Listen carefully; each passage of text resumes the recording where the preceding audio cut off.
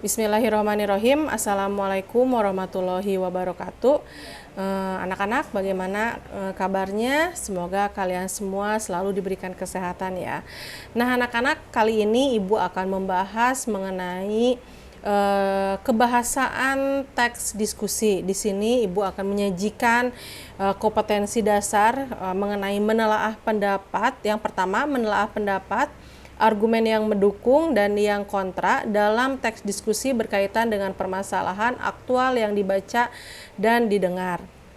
Nah, yang kedua, menyajikan gagasan atau pendapat argumen yang mendukung dan yang kontra, serta solusi atas permasalahan aktual dalam teks diskusi dengan memperhatikan struktur dan aspek kebahasaan dan aspek lisan antara intonasi, gestur, dan pelafalan.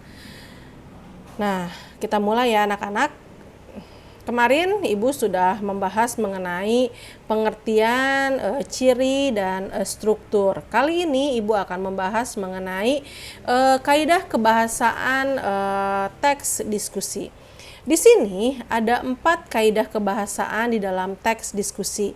Yang pertama itu adalah kalimat argumentatif, yang kedua itu kata kajian, yang ketiga itu adalah kata populer, dan yang terakhir itu adalah konjungsi. Nah, di sini Ibu akan sedikit membahas tentang teks kebahasaan teks diskusi. Yang pertama itu kalimat argumentatif. Apa sih itu kalimat argumentatif?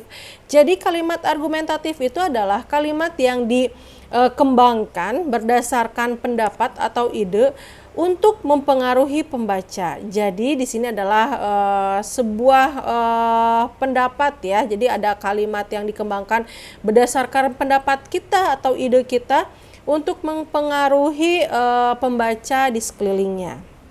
Nah, yang kedua itu adalah kata kajian. Nah, biasanya kalian mengenal kata kajian itu dengan kata teknis gitu. Jadi yang sudah tidak asing ya gitu. Kalau kata kajian mungkin kalian agak asing. Nah, untuk kata teknis biasanya kalian sudah biasa mendengar. Apa sih itu kata teknis gitu. Jadi kata teknis itu adalah kata yang tidak langsung dipahami oleh pembaca.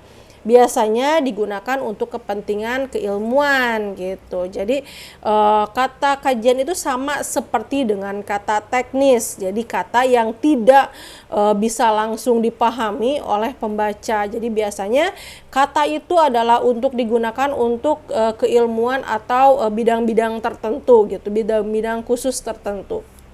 Nah, yang ketiga itu adalah kata populer. Apa sih kata populer? Kata populer itu kebalikannya dengan kata kajian atau kata teknis. Jadi kalau kata populer itu kalimat atau kata yang dapat dimengerti oleh berbagai lapisan pembaca. Jadi misalkan anak kecil juga sudah paham misalkan artinya katanya, jadi betul-betul kata yang sehari-hari yang digunakan gitu. Nah, kalau konjungsi pasti kalian tahu itu apa konjungsi. Konjungsi itu adalah kata penghubung antara kalimat satu ke kalimat dua ataupun bisa berbagai kalimat. Jadi adalah kata penghubung. Biasanya kan ada kata dan apalagi ketika misalkan gitu ya. Bisa dipahami ya sampai sini. Nah, ini adalah sebuah kaidah kebahasaan teks diskusi.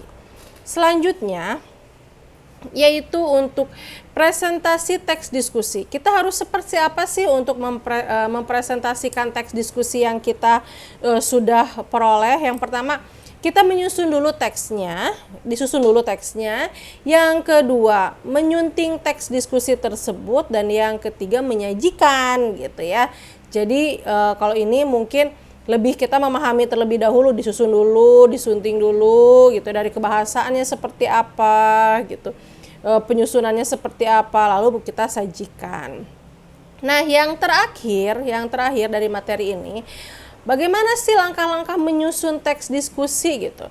Kita kan kemarin hanya mencari pokoknya ya gitu, mencari pokok untuk dari teks diskusi itu seperti apa. Nah, kalau ini menyusunnya, cara menyusun, langkah-langkah menyusun teks diskusinya seperti apa. Yang pertama itu adalah kita menulis dulu paragraf pendahuluan.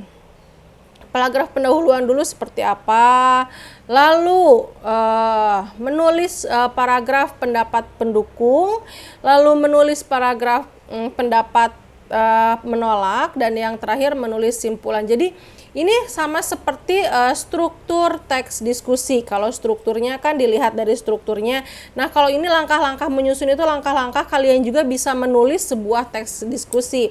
Jadi lihat dulu, tulis dulu paragrafnya, nanti pendapat pendukungnya apa, yang menolaknya apa, lalu tuliskan simpulan. Itulah menjadi sebuah teks diskusi berdasarkan struktur teks diskusi.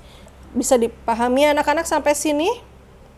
Oke, kalau misalkan kalian sudah memahaminya, kalau sudah bisa memahaminya, coba kalian sekarang membuka sebuah membuka sebuah televisi, cari berita di televisi ya, bukan dari internet, dari televisi, cari sebuah berita yang menurut kalian yang kalian pahami, yang kalian anggap berita itu saya suka dengan berita tersebut gitu. Nah, kalian tuliskan dulu judulnya apa, tentang apa ya, isunya gitu. Jadi isunya tentang apa. Lalu nanti kalian tulis cari pendapat pendukungnya itu apa. Tuliskan ya pendapat pendukungnya apa. Ada, kalau misalkan ada 3, tuliskan 3. Kalau ada 5, tuliskan 5. Kalau misalkan cuma 1, boleh lah ya, tapi kayaknya agak sedikit sedikit tidak mungkin kalau cuma 1 pendukungnya gitu. Pasti kan kalau misalkan dalam sebuah berita ada beberapa pendukung gitu. Nah, yang kedua selanjutnya tuliskan juga pendapat yang menolak, lalu berikan kesimpulannya menurut kalian dari berita yang kalian sudah baca. Bisa dipahami sampai sini anak-anak? Oke. Nanti kalian kerjakan seperti biasa, itu ada di mana? Di Google Classroom, yaitu di komentar pribadi gitu. Jadi kalian silahkan tuliskan, ulangi lagi ya tugasnya. Yang pertama, cari isu permasalahan berita yang akan kalian dengarkan, simak gitu. Tuliskan judulnya apa. Yang kedua, cari pendukung, pendapat pendukungnya apa saja. Yang ketiga, tuliskan juga pendapat yang menolaknya apa saja. Dan yang keempat, tuliskan kesimpulan menurut kamu dari isu yang kalian tentukan. Itu saja yang bisa Ibu berikan hari ini.